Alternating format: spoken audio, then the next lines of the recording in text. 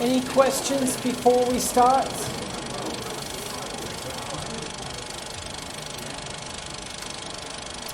Did I make the slides available on Moodle? Did anybody notice?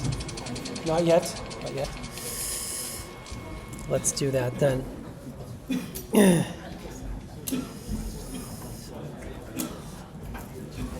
All right.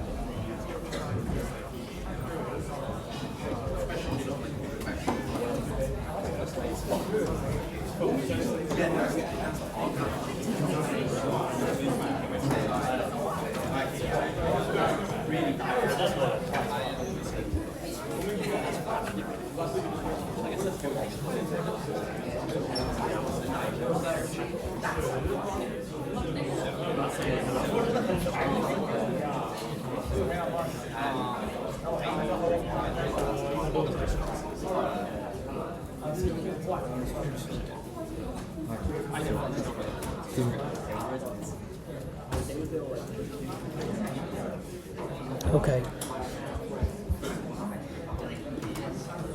The lecture has started. Oh, you get the chocolate. Say it again. You put the chocolate. I showed it already. It's too late. I'll show it again later. Yeah. Now you can see the slides, hopefully, yeah? Now you can see the slides.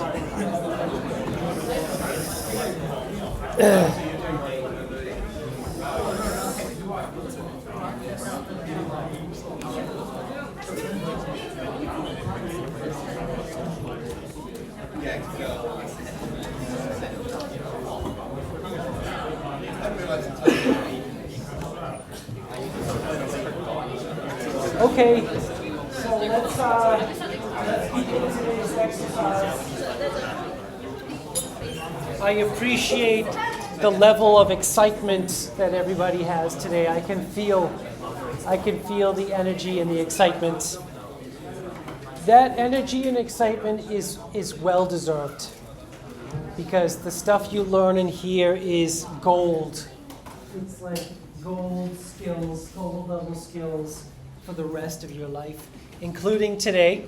Today is another gold level skill that you can use for the rest of your life. I still use this all the time. So it's about finding relevant research papers. Imagine you have a topic that you're interested in and you want to find relevant research papers. This is where you can employ this skill. It's also helpful for Courseworks 1 and 3, and of course your dissertation. And it's not just like Google, and it's not just ChatGPT, right? There are other skills. So we say in your dissertation you have to put your research into context. That means you have to try to imagine the landscape of related literature that has been published on your topic before you decided to work on your given topic. Right? So you want to put your research into the context of current technologies. What software is available to help you achieve your goals? What hardware is available to achieve your goals? And particularly, what has been done on this topic before you came and started working on it? Chances are you're not working on a problem that nobody has ever looked at before. There's most likely other people have worked on your project. And by the way, you might be saying to yourself, oh, well, I know I'm the first person in the whole universe to ever work on this topic. You still haven't got out of the problem. The only way to demonstrate that you are the first person to work on a topic is still to find the related literature. To say, this is what I've searched for on this topic, and I can prove that nobody else has worked on this topic because I've done this proper literature search, right? You still, like, no matter what, you have to learn this skill. So what does context mean? So it's basically the related work sections of your dissertation. Like, what is the previous literature saying on a given topic? And then you summarize how your work builds or contrasts or compares with the previous work. You could, by the way, just try to reproduce previous work. That is valid, by the way. A lot of previous work is not reproducible, which is really sad, but that's actually true. And you compare your ideas to previous ideas and previous papers, and how does your work maybe draw on or exploit or take advantage of previous work? Maybe somebody has published some results and you can use those results to inform your results, or you can build on them or improve them. Maybe you use the same data sets as a previous group. A lot of people will be wondering, how many references should you include in your dissertation? That is, there is no exact number that you should use. Basically, if you find that your topic is too broad, you will find too many references. And if you find that your topic is too narrow, you won't find enough references. So you have to find somewhere in between. It's a better starting point to find a topic that's too narrow. But that's very challenging. If you're sitting in that seat there and you haven't worked on something like this before, that's probably not going to happen for you guys. At least based on my experience and discussions with previous students, they usually start with the topic that's too broad, and then they have to narrow it. But generally speaking, the narrower your topic, the better. So if you have a topic, where do you find the relevant research papers? Right? That's the question. That's the lesson today. There are a few different places. There's one called Google Scholar. Hopefully everybody's heard of Google Scholar already. There's another one that you might not have heard of called IEEE Explore. This is a library that every academic in this school will use. And then every academic staff member will also use the ACM Digital Library in this School of Computer Science. If you're going to some other school, like the School of Medicine, they will use different digital libraries. They will still use Google Scholar, but they will use different.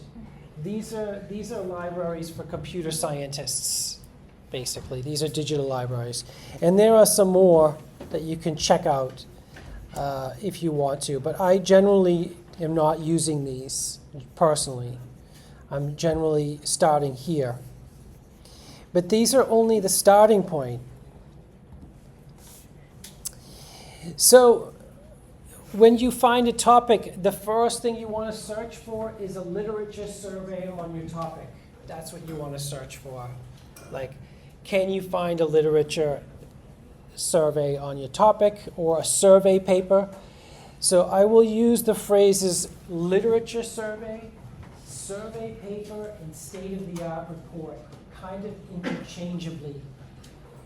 They're basically, for the purposes of this module, they're all the same, yeah. And they're all literature reviews, so summaries of previously published literature published on a topic, written on a topic. So for example, a survey paper on visualization and AI, for example, or a state-of-the-art report on visualization and storytelling. Those are possible search terms you could put into Google Scholar or IEEE Explore or ACM Digital Library to find a survey paper or a literature survey on the topic that you're interested in. There are research papers that have been published that summarize or provide a tutorial on a topic.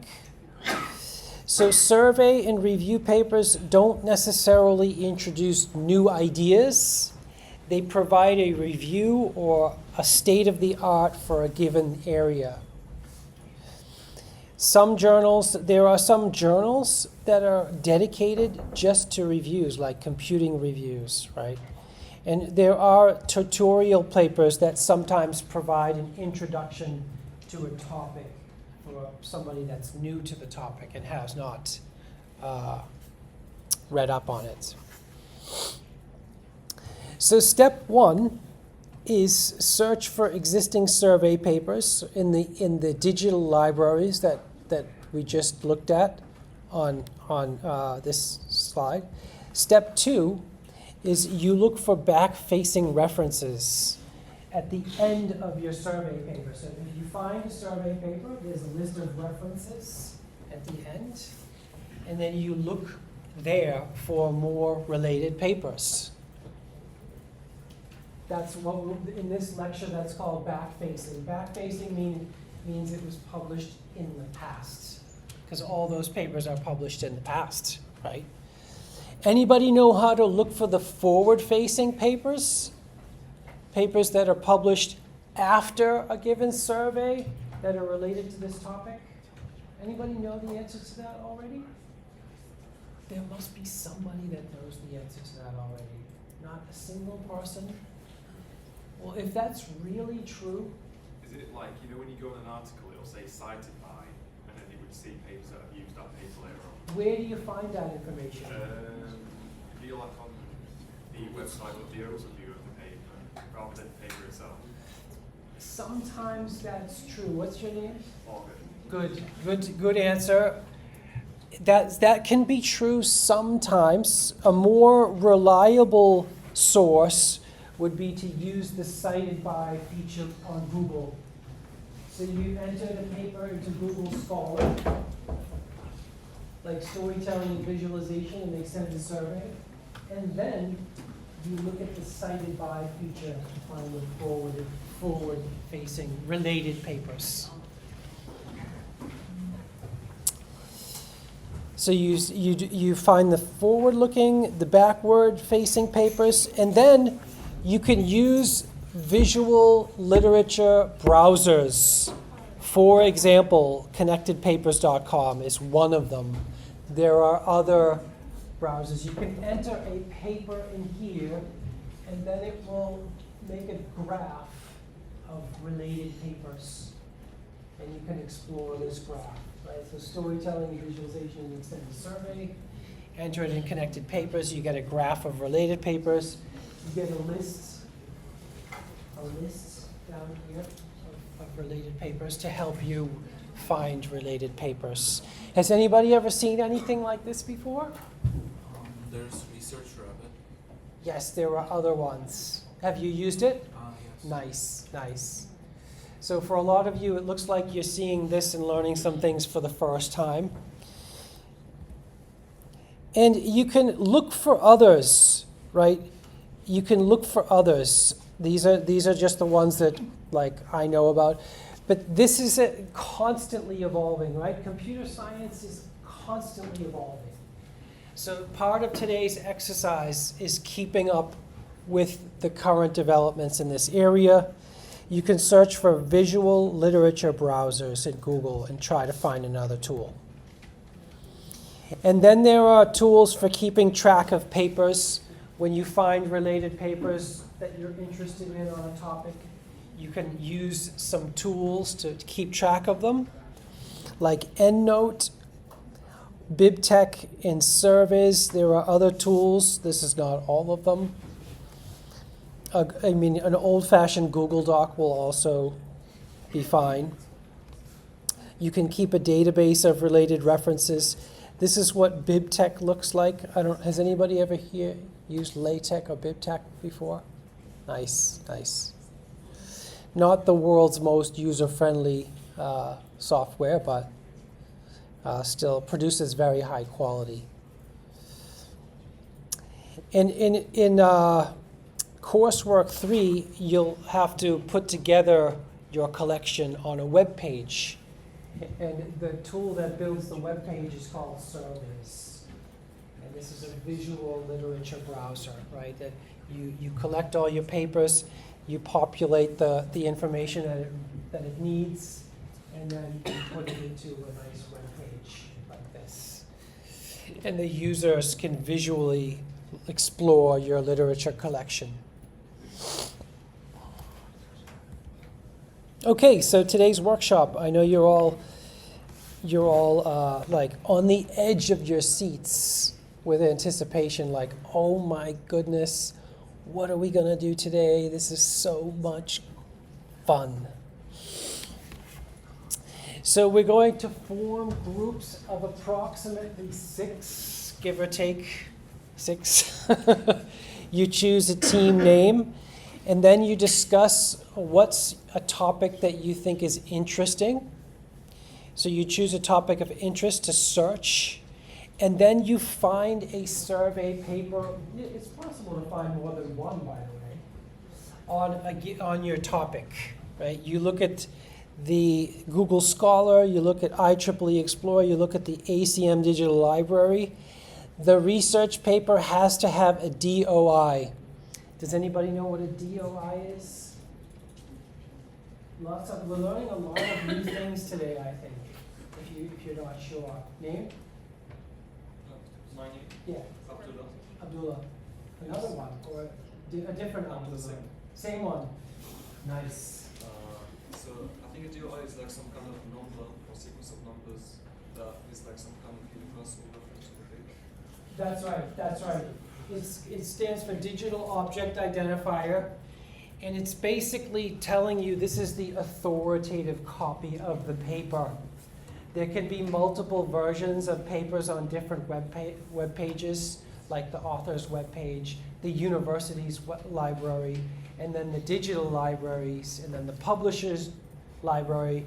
Like, there can be multiple, there can be preprints on archive and all this stuff.